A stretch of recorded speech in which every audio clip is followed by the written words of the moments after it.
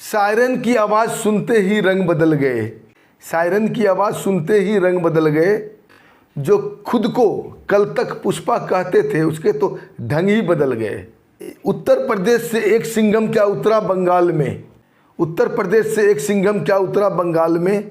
बंगाल के जहांगीर पुष्पा ने तो बंगाल ही छोड़ दिए। दोस्तों कुछ ऐसा ही वाकया पश्चिम बंगाल को देखने और सुनने को मिल रहा है।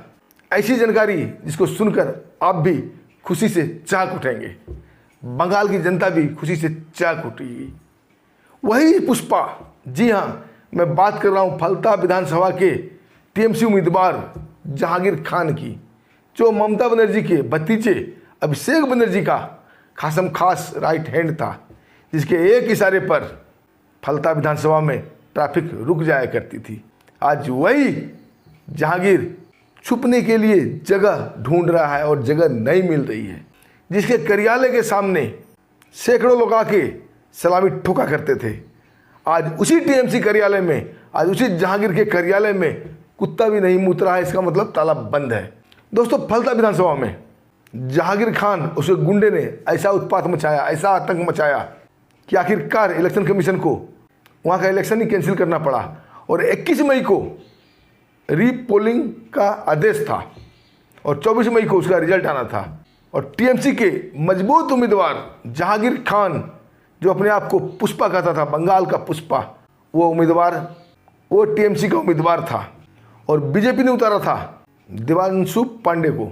दोस्तों जहांगीर के विधानसभा क्षेत्र में, दोस्तों भले ही भारत को आज़ाद हुए इतने बरस हो गए, लेकिन बंगाल के लोगों ने आज़ादी का स्वाद नहीं चखा था।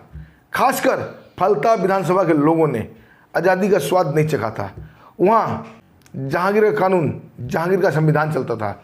उसने जो बोल दिया वही कानून, वही संविधान। जिसको बोल दिया वोट नहीं देना है वो वोट नहीं जाएगा, जिसको बोल दिया वोट टीएमसी को देना है वो टीएमसी में ही देगा, नहीं तो उसका पता ही नहीं चलता था। उसके गुंडे घर घर जाकर धमकाते थे। और इस बार इलेक्शन कमीशन ने सीआरपीएफ के जवानों को उतारा और सीआरपीएफ ने वहाँ टाइट माहौल कर दिया। जब उसे लगने लगा कि मेरी कुर्सी हिलने वाली है, तो लोगों को डराने धमकाने के साथ साथ हर पोलिंग बूथ पर बीजेपी के चुनाव चिन्ह पर जहाँ बटन था वहाँ टेप लगा दिया गया। कई ऐसी घटनाएं हुई जहाँ सीआरपीएफ को आगे आना पड़ा, क्योंकि उसके गुंडे लोगों को वोट डालने देने ही नहीं जा रहे थे। उसकी पर्ची को छीन लिया जाता था और टीएमसी के गुंडे वहाँ जाकर वोट करते थे। जब ये सब बात सामने आई, लोगों ने सीआरपीएफ को देखकर निडर होकर जब बताया, तो इलेक्शन कमीशन ने फैसला लिया 21 मई को रिपोर्टिंग का। वहाँ उत्तर प्रदेश का सिंघम आईपीएस अजय पाल को उतारा गया। और दोस्तों आईपीएस अजय पाल का इतिहास देख लेना, उनके नाम कम से कम 300 एनकाउंटर में शामिल होने का दर्ज है। उन्हें उत्तर प्रदेश का एनकाउंटर स्पेशलिस्ट कहते हैं, जिसे देखकर बाहुबली माफिया बिल में छुप जाया करते थे। मुल्ले मौलवियों का तो वो काल है। और दोस्तों उसे उतारा गया बंगाल की धरती फलता विधानसभा में।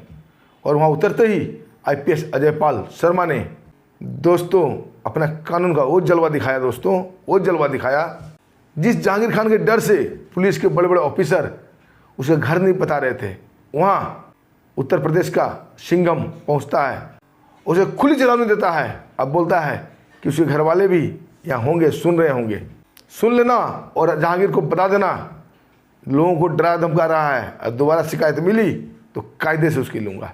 दोस्तों जब ये बात बंगाल में फैलती है और जहांगीर को ये मालूम चलता है, तो जहांगीर को अपनी बेइज्जती महसूस होती है।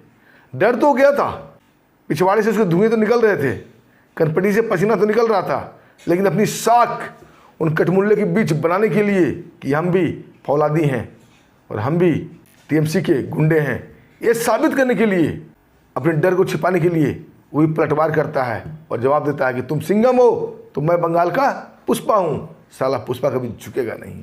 लेकिन दोस्तों अभी पुष्पा का वो हालत है कि मुझे हंसी भी आ रही है वीडियो बनाने में। 4 मई को इलेक्शन घोषित होने के बाद, चुनाव का रिजल्ट निकलने के बाद, पता नहीं कितने लोगों ने सिंघम को देख लेने की धमकी दी थी।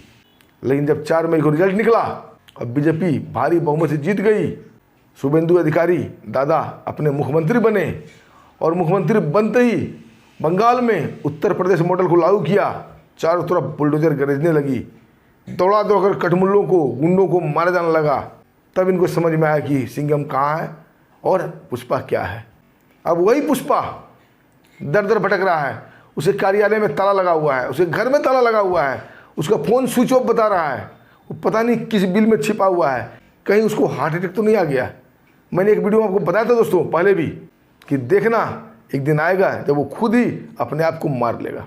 दोस्तों IPS अजय पाल का डर ही ऐसा है कि बड़े बड़े पुष्पा का हवा निकल जाता है। और दोस्तों इसी बीच बंगाल में बड़ी खबर आई कि जहांगीर ने फलता विधानसभा चुनाव से जो 21 मई को होना था उसे अपना नाम वापस ले लिया है। चुनाव नहीं लड़ने का घोषणा कर दिया क्योंकि जानता था उसका जमानत जब्त होगा, क्योंकि अब पब्लिक जाग गई है। दोस्तों एक ज़माना था जब जहांगीर खान का काफिला निकलता था तो ट्रैफिक रुक जाया करता था, और आज वही ज़माना है जहांगीर खान के कार्यालय पर ताला लगा हुआ है। जिस सड़क पर ट्रैफिक जाम हो जाया करता था उसको देखकर आज उसी सड़क से जहांगीर खान की फ़ोटो उतार के फेंकी जा रही है। कहते हैं दोस्तों समय बदलता है, ऊपर का बिंदु नीचे और नीचे का बिंदु ऊपर जाता है, अति का अंत होता है, पाप का घड़ा भरता है। और ऐसे ही हुआ ममता बनर्जी और उसके पालतू गुंडों के साथ। सबका हिसाब हो रहा है। शुभेंदु अधिकारी ने कहा था सबका साथ सबका विकास नहीं चलबे, जो हमारे साथ हम उसके साथ, ये चलेगा। कहते हैं दोस्तों कल तक जिसके इशारे पर शहर झुका करता था, अरे कल तक जिसके इशारे पर शहर झुका करता था, आज वही डर के साए में छुपा फिरता है। जब भारत के वीर बेटे कानून के बेटे मैदान में उतरते हैं तो न जाने कितने बंगाल के ममता के पुष्पा बिल में छुप जाते हैं। और आज यही मंजर बंगाल में देखने को मिल रहा है। TMC के गुंडों का, बांग्लादेशी घुसपैठियों का, पाकिस्तानी एजेंटों का पर्दाफाश हो रहा है और इलाज भी हो रहा है। अब ये पुष्पा जहांगीर खान कहाँ छुपता है दोस्तों, ऐसे क्या इलाज IPS सिंघम अजय पाल शर्मा करते हैं, ये तो वक्त बताएगा दोस्तों। यानी कि 24 मई के बाद इसका फैसला होगा। हमें नहीं लगता है कि IPS सिंघम को कुछ करने की जरूरत पड़ेगी, ये जहांगीर खुद पगलाते हुए अपने आप को ख़त्म कर लेगा। दोस्तों आपको क्या कहना है इस वीडियो पर, आप क्या कहना चाहेंगे जहांगीर खान के ऊपर और IPS अजय पाल के ऊपर, एक प्यारा सा कमेंट जरूर कीजिएगा। और बंगाल में उत्तर प्रदेश मॉडल चल रहा है, बिल्कुल ठीक हो रहा है या गलत, इस पर भी बताइएगा। दोस्तों इसी के साथ अब हमें आज्ञा भी दीजिए, तब तक के लिए जय हिंद, नमस्कार, जय भारत।